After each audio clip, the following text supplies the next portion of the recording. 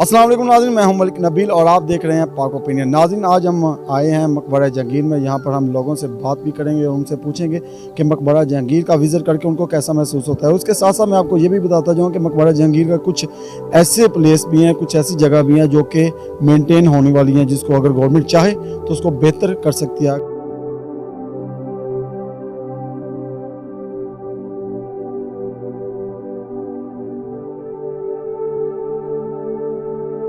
It's very beautiful place, and then it's very historical and very culturally heritage. So I think Pakistan is a beautiful country. So please come here. Okay, that's all for me. Thank you. मकबरा जहांगीर और मकबरा आसिफ खां के दरमियान एक अखाता है जिसको अकबरी सुराय कहा जाता है।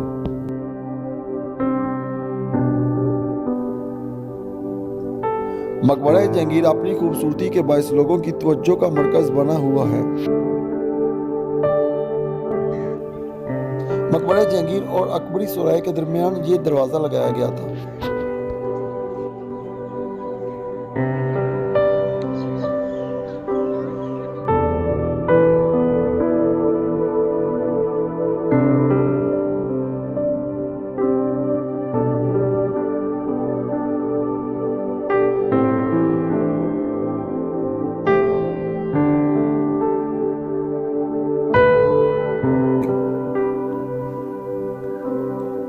कब्र का तावीज़ संगे मरमर का है और इस पर अकीक, लाजूर्द, नीलम, मुरजान और दीगर कीमती पत्थरों से गुलकारी की गई है। दाएं बाएं अल्लाह ताला के 99 नाम कुंडा हैं।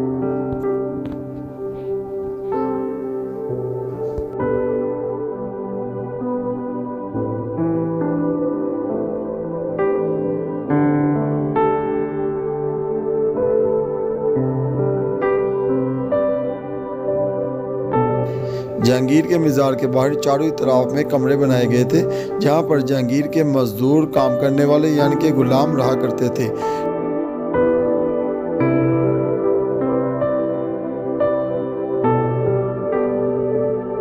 लेकिन बाद अंग्रेज़ों के दौर में इन कमरों को कोयले की सेफ्टी के लिए गोदाम बना दिया गया था।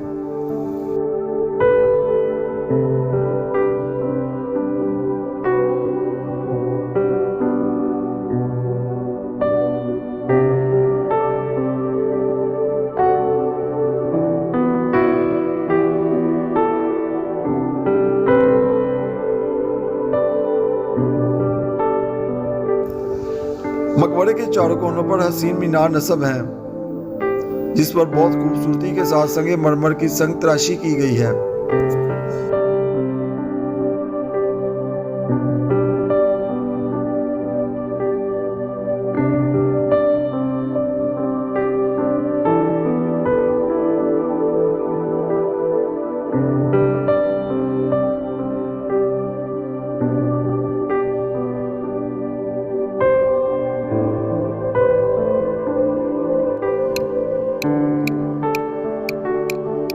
जी अस्सलाम वालेकुम। वालेकुम सलाम। कहाँ से हैं आप?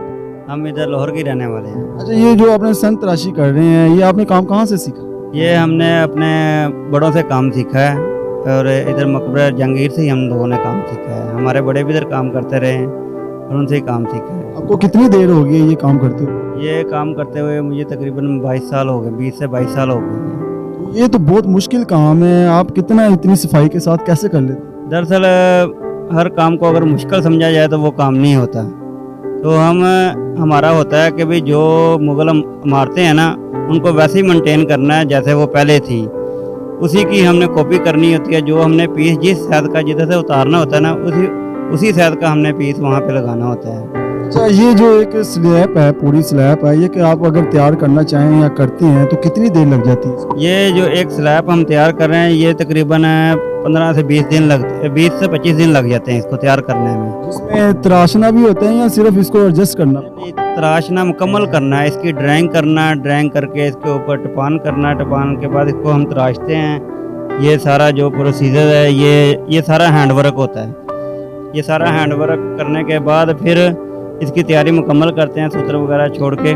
फिर आखिरी प्रोसीजर ये आ जाता है इसका रकमों का।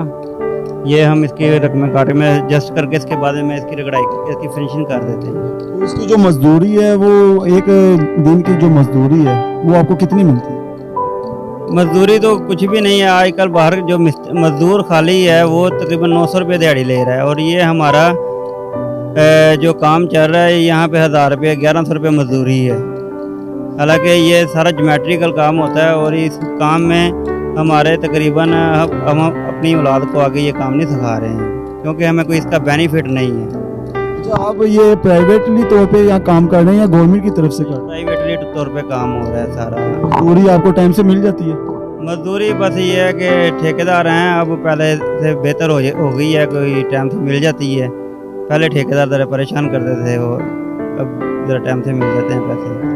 नाज़रीन, जैसा कि आपने सुना है कि सन 83 जो कि मुग़लों के दौर से ये सिलसिला चलता हुआ नज़र आ रहा है, लेकिन मेरे भाई का कहना है कि हम अपने बच्चों को इस तरह का काम नहीं सिखाएंगे क्योंकि आगे इसका फ्यूचर नहीं है। हम अपने बच्चों को पढ़ाना चाहते हैं, वो किसी अच्छे इदारे में पढ़ेंगे, अच्छी नौकरी मिलेगी तो उनकी भी जो आने वाली नस्ल है, उनकी जो आने वाली औलाद होगी वो भी किसी अच्छे मुकाम पर पहुँच जाएगी। अगर इसी तरह का काम करती रहेगी तो धूप में बैठ के भी आपको 8 से 900 या 900 से 1000 मजदूरी मिले पूरे दिन की, तो मैं समझता हूँ कि बहुत मुश्किल है घर को चलाना।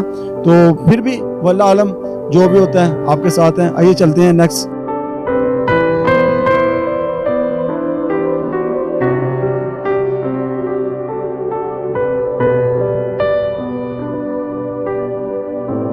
अस्सलाम वालेकुम। वालेकुम सलाम। कहाँ से आप? हम लोग जंग से आए हैं। आपको कैसा महसूस हो रहा है मकबरा जहांगीर का विजिट कर? बहुत अच्छा महसूस हो रहा है। पहले भी एक दफ़ा आए थे यहाँ पे, और आप जो है ना अपने दोस्तों की गैदरिंग के साथ आए हैं, इंजॉयमेंट कर रहे हैं, अपने खाने का इंतज़ाम भी साथ लेके आए हैं, यहीं पे कर रहे हैं। और जो है ना यहाँ पे हमने बहुत विजिट भी किया है अल्हम्दुलिल्लाह, बहुत लोगों से भी मिले हैं। जी अस्सलाम वालेकुम। वालेकुम सलाम। कहाँ से आप? हम पेशावर से आए हैं। अच्छा, कैसा महसूस हो रहा है मकबरा जहांगीर का विजिट कर? सर बहुत अच्छा लग रहा है, एंजॉय कर रहे हैं। काफ़ी दोस्त हैं हम सारे मिलकर। हमने यहाँ पर आकर खाने का वो किया हुआ है, बंदोबस्त किया हुआ है। ये पेशावर की बहुत मशहूर डिश है जो पेशावर में काफ़ी आम है, और हमने यहाँ पर आकर इसी खाने का सारा कुछ किया हुआ है।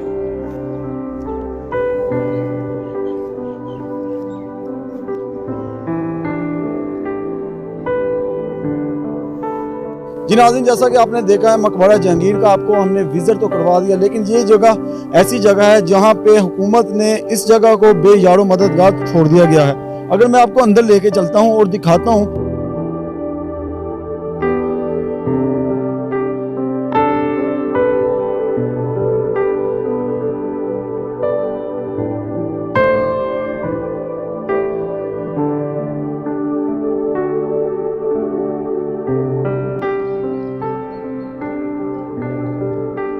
यही अर्ज़ करूँगा कि हुकूमत वक्त को इस पे तवज्जो देना चाहिए, क्योंकि हमारे एक तारीख़ है मुसलमानों का, और जिस तरह के मुसलमानों की एक तारीख़ रख चुका है, अब वो आहिस्ता आहिस्ता ख़त्म होता जा रहा है, और वो हमारी कोताहियों की वजह से, हमारे हुकूमतों की कोताहियों की वजह से।